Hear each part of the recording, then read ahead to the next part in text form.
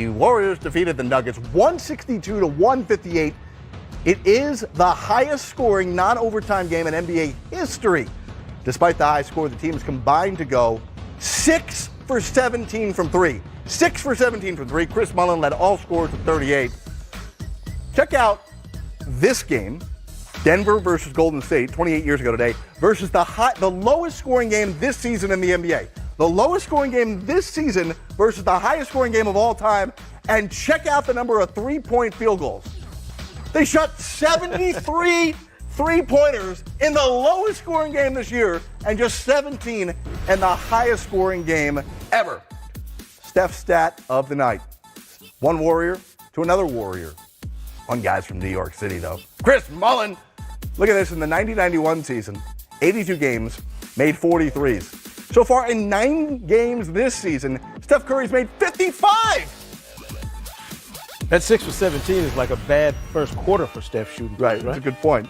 Keep shooting more. We got the MVP ladder author with us here. NBA.com, each and every Friday morning, the MVP ladder will be released. And you are in charge of doing that and taking a beating from me for the decisions you make. You and others. Week 1, ready to reveal the list. Let's talk about number 5 on your list this week. Number 5, first team All-NBA returning point guard, Damian Lillard. Surprised to some people, Jared, but off to a ridiculous start, averaging a career high in scoring, shooting the ball really well. And listen, if you're Dame Lillard and your team's got knocked out of the playoffs the way you did last year, you got to come back with a really fast start this year. He's easily slotted in there to me at number 5 after 3 weeks. Number 4, I know the Fear the Deer crowd is not happy that their guy is not higher on this list. They lost their first game last night to Boston. Giannis Antetokounmpo, it was the pick that we had at 4. We got Anthony Davis on our graphic. Somebody messed up the graphic because it should have been Giannis. But AD is another one.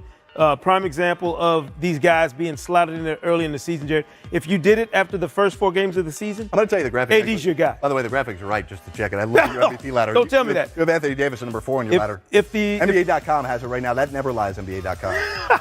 Never. Well, look, we'll put AD. Let's go to number 3. Yeah, but let's put AD in perspective. If you do this after the first 4 games, AD's number 1 on this list. Struggled a little bit. Well, hasn't played missed games. 3 games. That's why I'd argue he shouldn't be in the top 5 at all. Missed games.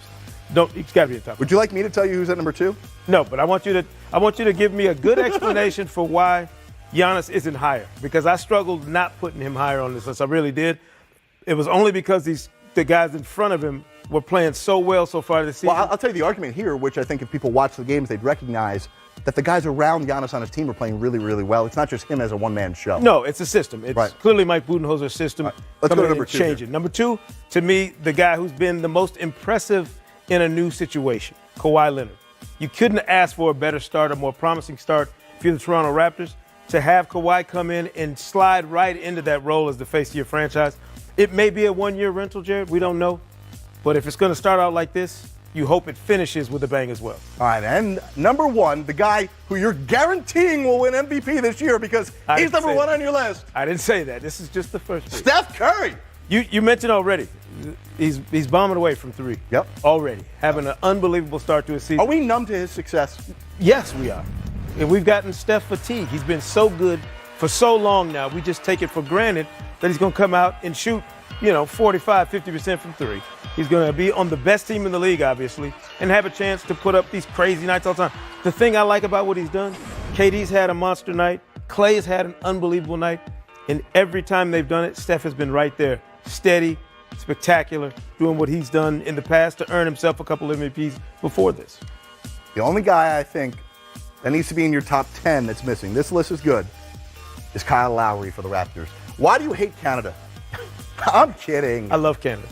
You can't have both those guys. You can't have Kawhi and Kyle Lowry unless they continue this run. If 10 more games, if they're still doing this, then we can talk. Nice job. Sekou Smith, NBA.com, the Hang Time Podcast. Check out the MVP ladder on NBA.com. Eric Gordon shooting just 23% from 3. They'll need him big time tonight as the Rockets try and get win number 2. I'll see you on Game Time coming up with Steve Smith and Brendan Haywood at 9 o'clock p.m. Eastern. Coming up, Game Time live with Allie LaForce in the house.